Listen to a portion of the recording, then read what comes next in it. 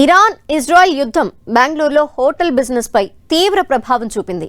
ఈ యుద్ధం కారణంగా దేశవ్యాప్తంగా కమర్షియల్ ఎల్పీజీ గ్యాస్ సిలిండర్ల సరఫరాని కేంద్ర ప్రభుత్వం నిలిపివేసింది. ఈ పరిణామంతో బెంగళూరులోని హోటల్స్ పై భారీ దెబ్బ పడింది. బెంగళూరులో ఇవాల్టి నుంచి హోటల్స్ మూసివేస్తున్నట్టు బెంగళూరు హోటల్స్ అసోసియేషన్ ప్రకటించింది. తీవ్ర కమర్షియల్ గ్యాస్ కొరత కారణంగా రెస్టారెంట్లు, హోటళ్లని నిర్వహించలేమని ఆ ప్రకటనలో తెలిపింది.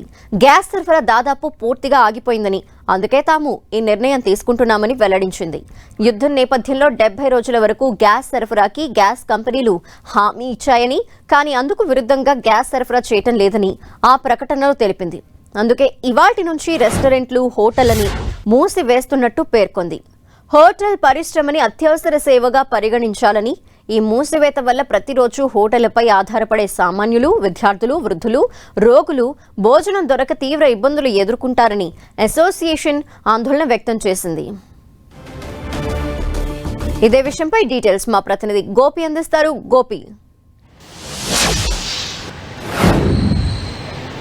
ధనలక్ష్మి, ఇరాన్ ఇజ్రాయెల్ యుద్ధ ప్రభావం భారత్ పైన, హోటల్ పరిశ్రమల పైన చాలా స్పష్టంగా కనపడుతుంది. ఇప్పటికే గ్యాసు కొరత లేదు అని కేంద్రం ప్రకటించినప్పటికీ దాని ప్రభావం బెంగళూరు సిటీ పైన చాలా స్పష్టంగా కనపడుతుంది. ఈ రోజు నుంచి బెంగళూరులోని రెస్టారెంట్స్, హోటల్స్ అన్నింటినీ కూడా మూసివేస్తున్నట్టు అక్కడి హోటల్స్ అసోసియేషన్ ప్రకటించడం జరిగింది. అయితే దేశవ్యాప్తంగా కూడా ఇటు గ్యాస్ కొరత లేకపోయినప్పటికీ గ్యాస్ రేట్లు పెంచడము, దాన్ని అదునుగా తీసుకొని బ్లాక్ మార్కెట్లోకి సిలిండర్లు తరలి వెళ్తూ ఉండడము, గ్యాస్ను హోల్డ్ చేస్తూ ఉండడంతో కొంత అక్కడక్కడ గ్యాస్ ఏదైతే సరఫరాలో కొంత జాప్యం కలగడము, అదేవిధంగా ఇటు వినియోగదారులకు కూడా అది అందని పరిస్థితి అయితే కనపడుతుంది. అదేవిధంగా ఇటు బెంగళూరు నగరానికి, ముఖ్యంగా బెంగళూరు నగరంలో ఇటు ఎక్కువగా ఐటీ కంపెనీస్కి సంబంధించిన యువత అంతా కూడా హాస్టల్స్, హోటల్స్ పైనే డిపెండ్ అయ్యి అక్కడ జీవనం గడుపుతూ ఉన్నారు. దేశంలోని వివిధ ప్రాంతాల నుంచి బెంగళూరుకి అక్కడికి వచ్చి అక్కడ వర్క్ చేస్తున్న వారిపైన కూడా దీని ప్రభావం చాలా స్పష్టంగా కనపడుతుంది. గ్యాస్ తీవ్రత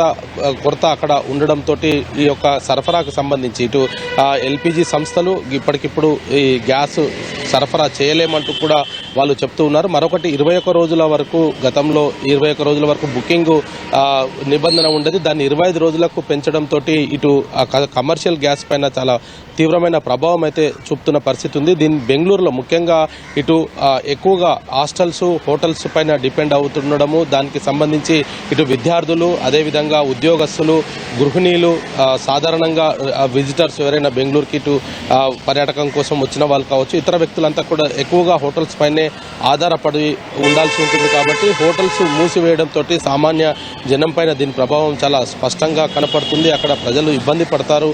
కాబట్టి అసోసియేషన్ మరోసారి ఆలోచన చేసుకోవాలనేది కూడా కోరుతున్నప్పటికీ కొరత ఉండడంతో తాము ఈ నిర్ణయం తీసుకోక తప్పడం లేదు. అనుకున్న స్థాయిలో ఎల్పీజీ సంస్థలు గ్యాస్ సరఫరా చేయలేకపోతున్నాయి.